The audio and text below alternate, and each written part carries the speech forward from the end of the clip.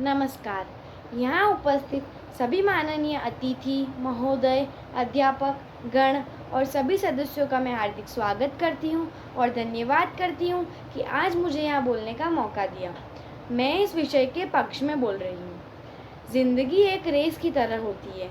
इसमें वही व्यक्ति जीतता है जिसकी लगाम कुशल, निपुण और अनुभवी के हाथ में होती है। इस कथन से यह साबित होता है कि मानक विश्वविद्यालय शिक्षा की तुलना में अर्थव्यवस्था को बढ़ावा देने में तकनीकी और व्यावसायिक शिक्षा अधिक मूल्यवान है। व्यावसायिक शिक्षा वह शिक्षा होती है जिसके द्वारा किसी खास विषय या क्षेत्र में महारत हासिल की गई हो। व्यवहारिक ज्ञान के बिना केवल किताबी ज्ञान से कोई भी काम कुशलता से नहीं हो सकता। कुशल हाथी एक नए और बेहतर कल का रचयिता होता है। जब हर हाथ में हुनर होगा तभी हमारा देश की अर्थव्यवस्था मजबूत होगी और हमारा देश कुशलतापूर्वक होगा। हमारे देश की सबसे बड़ी समस्या और चुनौती यही है कि हमारा देश प्रणाली और रोज़गार में कोई तालमेल नहीं है। हमने जो बचपन में सीखा और जो नौकरी के बाद सीख रहे हैं, दोनों में ज़मीन आसमान का फ़र्क होता है।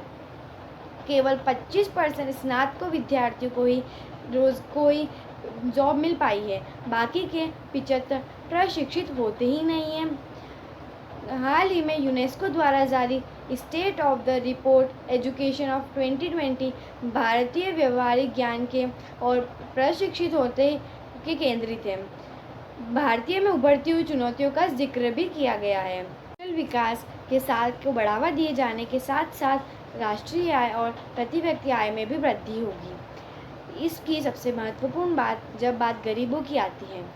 गरीबों के पास इतना पैसा नहीं होता कि वह अपनी पढ़ाई पूरी कर सके, इसलिए इसका एकमात्र साधन है व्यावसायिक और तकनीकी शिक्षा, जो बेहद कम खर्चे में लोगों को सहायक सिद्ध होती है।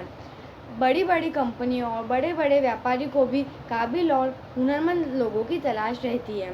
जापान इसका सर्वोत्तम उदाहरण है और साथ ही में डॉक्टर को किताबी ज्ञान के साथ साथ व्यावसायिक और तकनीकी शिक्षा की भी आवश्यकता पड़ती है।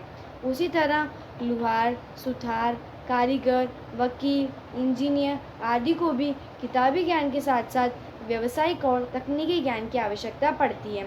अतः अंत में मैं यह कहकर विराम देना चाहूँगी कि हमारी ज़िंदगी की एक रुपी ट्रेन का इंजन है जिसके बिना हमारी गाड़ी चल ही नहीं सकती। धन्यवाद। मेरा नाम निमिषा सेठिया है और मैं कक्षा 9वीं की छात्रा हूँ।